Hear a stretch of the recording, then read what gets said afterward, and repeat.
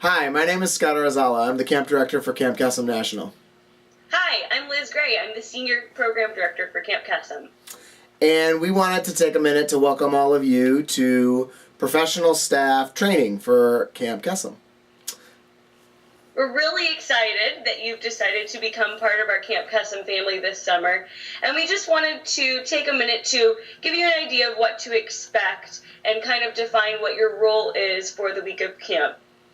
Camp Kesem is all about having fun.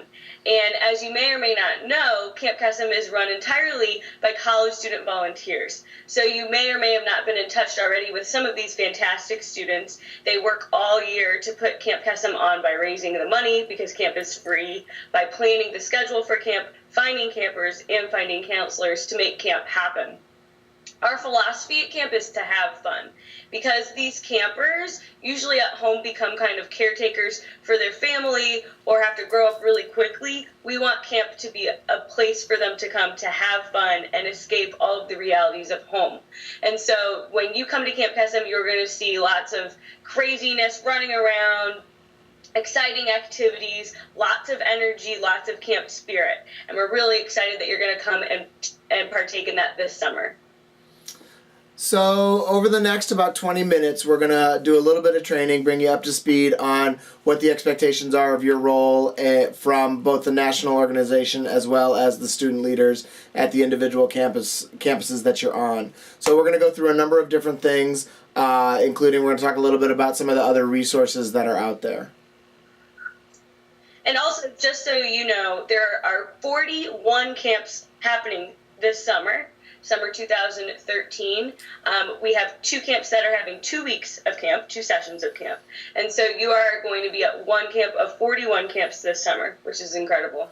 So now that you've signed up for Camp Kesem, you're probably wondering, what's your role at camp? Which is a great question. So if you've signed up to be the camp nurse, or if you've signed up to be the camp nursing assistant, you'll help the nurse with this role, which is to be in charge of all the medical events, be responsible for all the medications and medical needs of campers and staff. You're the ultimate authority in deciding if a child needs to be sent home or to a doctor or to the hospital for medical reasons. And if there's an incident in which a camper or counselor is injured, he or she must sign an incident report, meaning you, the camp nurse. The other professional staff that we have are mental health professionals. And your job is your job is to be there to help staff better communicate and interact with campers and each other. Answer questions regarding communication when it comes to campers and other counselors, behavior issues, family issues, things that may come up about cancer. You are also one of our mandated reporters on camp, which means we as an organization are considered mandated reporters by law. If there's a disclosure of child abuse, we would like for you to be one of the people who will get on the phone with Child Protective Services. And then obviously responsible for any major psychological issues that may come up during the week of camp that fall sort of outside of the counselor's control and expertise. For both the camp nursing assistant as well as the mental health professional, one of your overall roles is to be there as an advisor to the students and the student leaders. So what we're going to go over next is some of the expectations of those roles. So now we're going to talk a little bit about the expectations for your role. So the main expectation for our professional staff is for them to be support for our student leaders. And I just wanted to take a minute to read our mission, because as you know, Camp Kesem is for children whose parents have cancer, but we have an interesting second part of our mission. So the first part of our mission is to provide children affected by a parent's cancer with a supportive, lifelong camp community that recognizes and understands their unique needs. But the more unknown second part of our mission is to empower college students to make a difference and build valuable leadership skills by developing and managing every aspect of their Camp Kesem chapter. So it's really important that you help the students and support them in the second part of this mission. We want to make these students leaders. And so you're there to help empower them, to help advise them, and to let them really kind of run the show, which is great because this is an awesome experience for them, and having you there makes it a very safe and supportive community for them to do that. Yeah, I want to talk more specifically about one of the words that Liz just used, which was advisor. One of your main jobs is to be an advisor to the student leaders, both in sort of the emergency and crisis sort of management and mode at camp, as well as sort of more normal or typical things that are happening. When it does come time, or when there are emergencies at camp, whether it's a mental health emergency or a medical emergency, as we talked about earlier and what your roles are, those are that's your role to take charge and to make the decisions as far as sort of the medical procedures or policies or what's happening with somebody as far as their mental health is concerned. And that role is to be the sort of older, more experienced, sort of adult level head in the group when it comes to discussing next steps and procedures and how we move forward with an incident at camp. That includes being the person who is talking about getting us at the national organization involved. It includes pulling the camp advisor into the conversation. And just like Liz said, oftentimes looking to the student leaders and advising them to make some of the decisions in those moments. There's a lot of typical stuff that'll go on at camp that we want you to be there for the students to advise them. Again, we want students to be taking the lead, whether those are sort of mild incidents of behavior, homesickness, incidents of illness or injury that aren't sort of at a level of emergency. We definitely want students, like Liz was saying, to be able to gain leadership skills from this experience, and that means that you have a role that you have to sort of have a sort of delicate balance about, because at the end of the day, we're counting on you and your expertise and your certification to be there to help in those times of crisis or emergency, as well as play that advisor role. Next, we want to talk a little bit about the sort of different roles at camp in the organizational chart. So there are several different sort of key players that you guys have to know. A lot of the admin folks that are going to be at camp are going to be people that you've already connected with and those are going to be student leaders. It may not be all the co-chairs or the handful of folks that you know from working with the campuses so far, but there's going to be a core group of admin staff. There's also going to be a camp advisor. Camp advisor is a recent graduate, somebody who has graduated from a different school, gone through Camp Kesem, and has now come back to play this camp advisor role. There are going to be, at every camp, there are going to be facility, like admin facility staff that may or may not play a sort of an active role in facilitating the camp experience with Camp Kesem. And finally, there's also us. There's the national staff, and we're going to talk a little bit about how all these sort of key players sort of fit together. There are a couple of other people that you may also come into contact at camp. Each of our camps separate the children into units, which are groups by age. And so they'll have some outstanding student leaders that are called unit leaders, and these are kind of in charge of that age group. We also have program counselors that are in charge of the different activity areas. So we'll have like an arts and crafts program counselor, sports program counselor, etc. And then we have regular cabin counselors, which all of these are student leaders, and these are student leaders that are in the cabins with the children, and they travel with them throughout the day to all of their activities. So how do these all work out on a chart together, I guess is the question. So we have our camp advisor. This is the student that's come in as an alumni from another Camp Kesem program.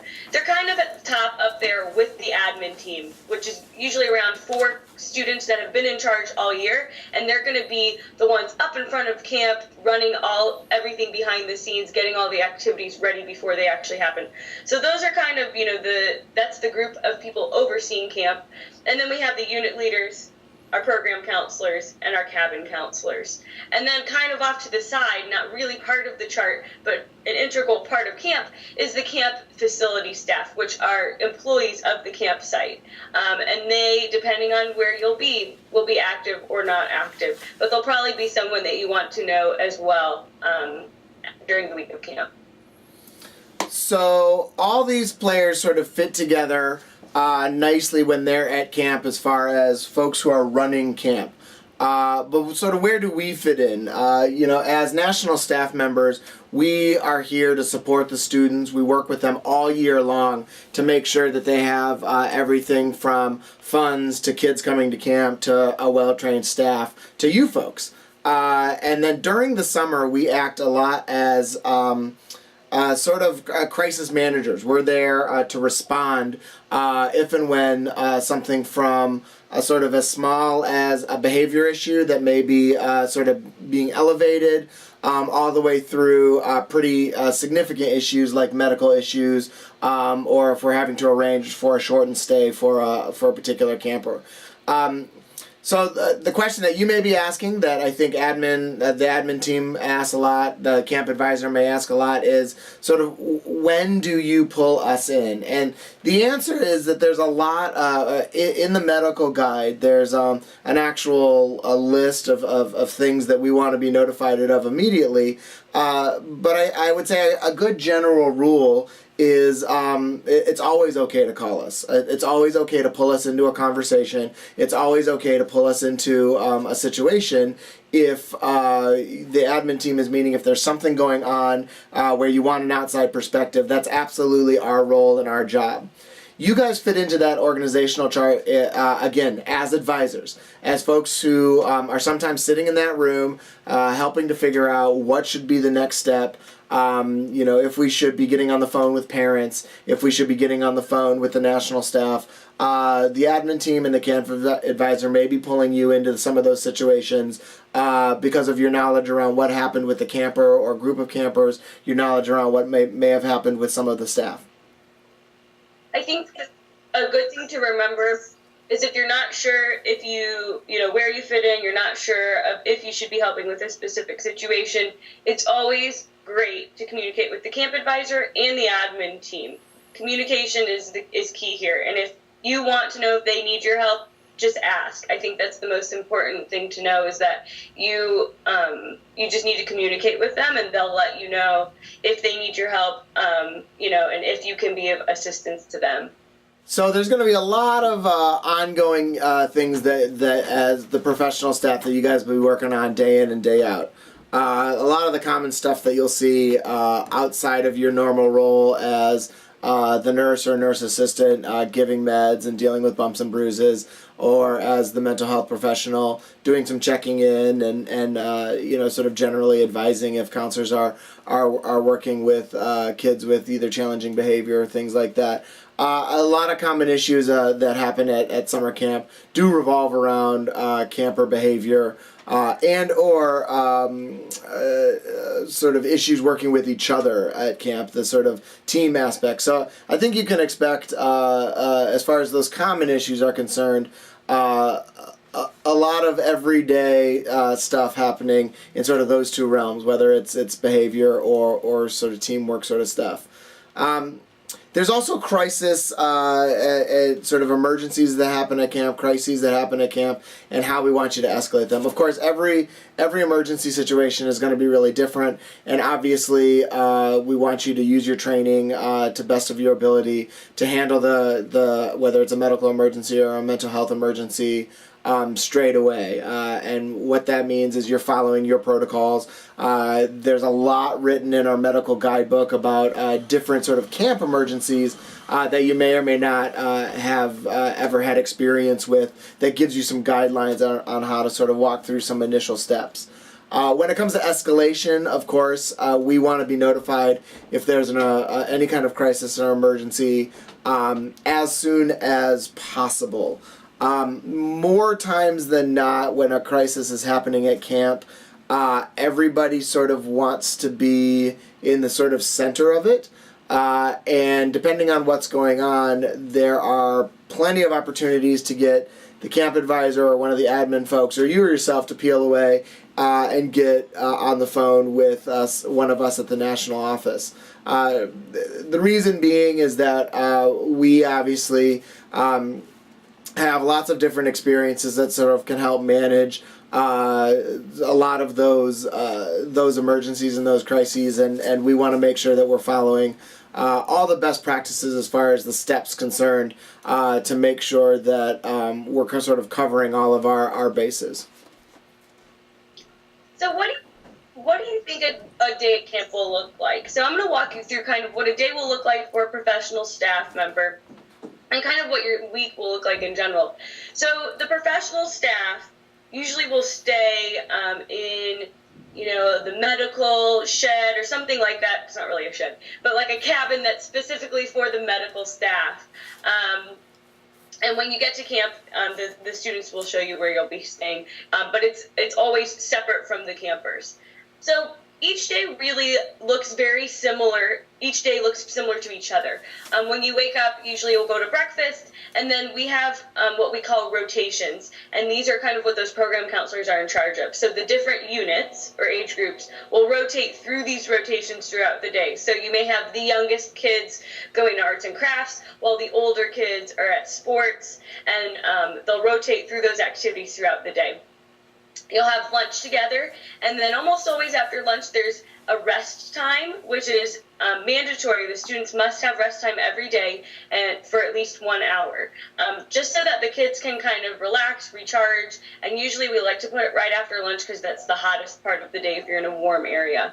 Then you'll have a couple more activities in the afternoon, usually some swimming or some fun activities like that, some dinner, and then an evening activity, usually all together as a camp. At the end of the night, the children will go back to the cabins and get ready for bed, and that is when all of our camps have cabin chat within their cabins. This is a time when the kids sit together as a cabin, so it's just either going to be all boys or all girls of the same age with their counselors, and the counselors will pose questions to them that the children can answer if they feel comfortable. This is when the cancer topic will come up a lot of times, because they'll ask questions like, for example, if you could invent anything, what would it be? And then they'll go around and the kids will share what they would invent, and that's a safe time where they feel that they can share with each other. So we'll have cabin chat every night. And then after cabin chat will be, after the children go to sleep, there'll be a staff meeting where all of the staff go to a central location and meet, while a couple staff members stay behind to watch the cabins. And they debrief on the day's activities and plan for the next day and talk about any issues that are happening. So that's kind of what a day will look like. The week will be, the same every day, except for on the first day and the last day, you have kind of more half days, and depending on if you're at a campsite where the children are dropped off or bused there, it can look different depending on depending on if you're looking at the first day or the last day. On the last day, there'll probably be some sort of celebration, kind of, all the parents will come, and they don't just pick up their kids, they'll have sort of like a potluck or something like that. The counselors will sometimes create like a slideshow or something that shows the day of camp, and it's just really a time for the parents to interact with the counselors and the staff and the professional staff to talk about how the week went and talk about how their kid did the whole week. So what will you be doing every day is a question that we get a lot from professional staff. Because honestly, the students have, planned the week of camp to a T, and sometimes you can walk in and it's just, really well-oiled machine. So what I would encourage you to do is get involved. If there isn't, some medical issue that you're, paying attention to, or some mental health issue, just get involved, float around, go to the different activities, get to know the students and the campers, and then it's great because if you're floating around and getting to know people, when issues do come up, the campers and the student leaders will feel comfortable coming to you. So get involved as much as you can. There'll also be some downtime too, though, where, you can get some work done, you can read books, you can do, whatever you'd like to do in your free time. So be sure to bring some things to do when there is downtime as well. Specific for the nurses and the nurses' aides, check in with the student leaders about what their expectations are for you on opening and closing days. Opening days, there's going to be a whole system for you to check in all the medication. At some camps, we have to do sort of a brief health check for everybody coming in. As well as on closing day, there's got to be some system for giving the meds back to the families, back to the guardians. So check in with your student leaders specifically about what those 2 days look like for the nurses and nurses' aides. There are actually a few frequently asked questions that Liz and I are going to go through right now that have come up every year that we've done camp. So we figured we'd try and just answer these straight away. I'll let Fishy or Liz take the first one, which we've talked quite a bit about, but I'll let her, in her words, say. So, Liz, when should these folks call the national staff? When should they get the national staff involved? If you think that maybe you should call us, call us. I would rather you call me too much than not call me enough. So, if you have any questions, any concerns, if you just, are wondering about a situation, call us. If you ever think about it, call us. Call us. Call us. All right, Scott, so what if I disagree with something the students are doing? Well, that actually comes up a lot, right? Because as professional staff, chances are you have a bit more experience, sort of in your profession, in the world, maybe even with kids than a lot of the students. So if you disagree with something the students are doing, the best practice is to find the camp advisor and talk specifically to the camp advisor. If, of course, it has something to do with safety, it is okay to talk to the students. One of the things that we tell and we train the students on, that we want to be clear about with you as well, is that there can be a huge blow to the credibility of the students in the eyes of the kids if you, as the professional staff, if the camp advisor, if one of the admin team members sort of calls out the counselor in front of kids. So oftentimes we say, hey, pull the counselor aside, have a conversation, say, hey, this is what I noticed. I think it might have been better this way. That is something that the camp advisor will be sort of well versed on. So if you see something that you disagree with that the students are doing, talk to the camp advisor, or again, you feel free to call one of the national staff members as well. Liz, what if there are medical policies or procedures that I'm really uncomfortable with or disagree with? Please just let us know. A lot of times the students aren't the ones that have created those policies and procedures, it's us. And so if you bring that to us, we're the ones that can make the change or discuss that with you. So if you have any issues with any of the medical policies or procedures or mental health policies or procedures, just feel free to get in touch with us and we're happy to discuss those with you. Yeah, one additional thing I want to add to that is that the medical guide was written by a licensed physician, and it's not standing orders. I want to be very clear with all the nurses and nurses assistants out there. This is a medical guide. What we respect is the fact that so many of you are specialized and don't necessarily know what to do if a kid gets poison ivy or something that's very much so a camp kind of situation. So what we did is we pulled together, again, written by a licensed physician, we pulled together just some best practices as a guide. If something that, if there's a procedure or policy in there that falls outside of your comfort zone or outside of the training that you have, please don't do it. We're not asking you to do it. These aren't. I guess we should actually stop using the word policies. These aren't policies. These are just a guide. They're just a guide for you to go on. Great. All right. So Scott, what if I disagree with how particular camper behavior has been handled? Yes. Same thing as I said before. One of the things that I'd really want you to do is sort of pull aside the camp advisor and have a quick conversation with the camp advisor. Potentially maybe some of the admin team members as well.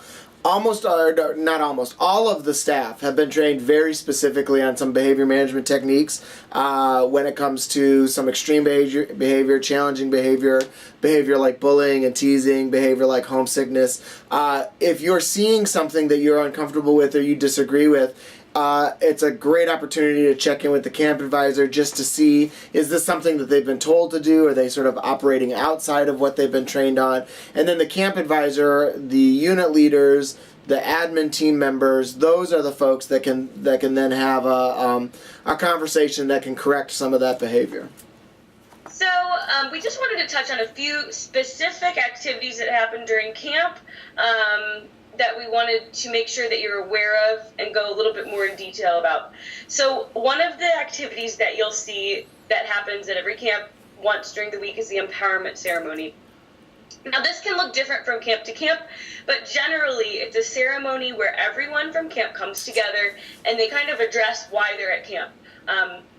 Some camps will kind of take a theme to it, but usually they talk about why Camp Kesem is so important to them, and this is where the cancer subject will come up a lot. It's usually a little bit more serious, and it's it's a very kind of quiet activity, very emotional activity, a lot of crying, and a lot of support from the Camp Kesem community that's at camp.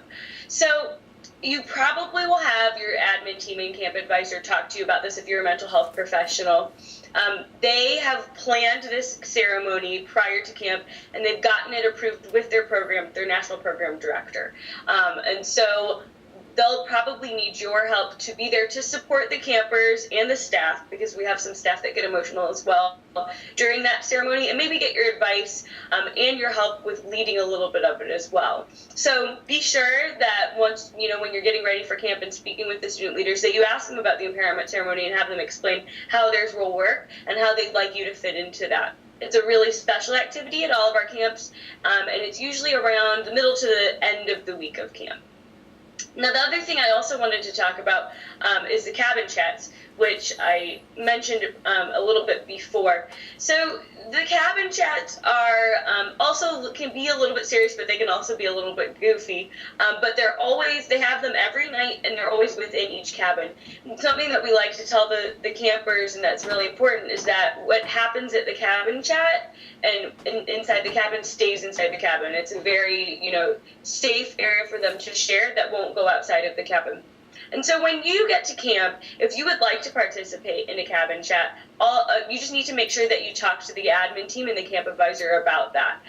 Some camps are happy to have the camp nurse and the mental health professional participate in these, while others want it to be a little bit more private. So you just need to ask and see if it's okay if you can participate, or you may want to just ask to see if they would like you to participate, because they may have, for example, a cabin of younger girls that are really squirmy and it's hard for them to pay attention. So they may want the mental health professional in there just to kind of help with behavior management a little. So just be sure to ask the admin team and the camp advisor about your participation in cabin chats every night. A final thing that we kind of wanted to touch on as far as real specifics is the training. Everybody at camp has gone through a tremendous amount of training as far as being a counselor or being a leader at camp. They've all done up to about 20 hours of in-person training where they've gone through several workshops, everything again from behavior management to homesickness to roles and responsibilities. They've also been they've used something called expert online training, which is online videos that they then have to take quizzes on, again about very similar kind of topics.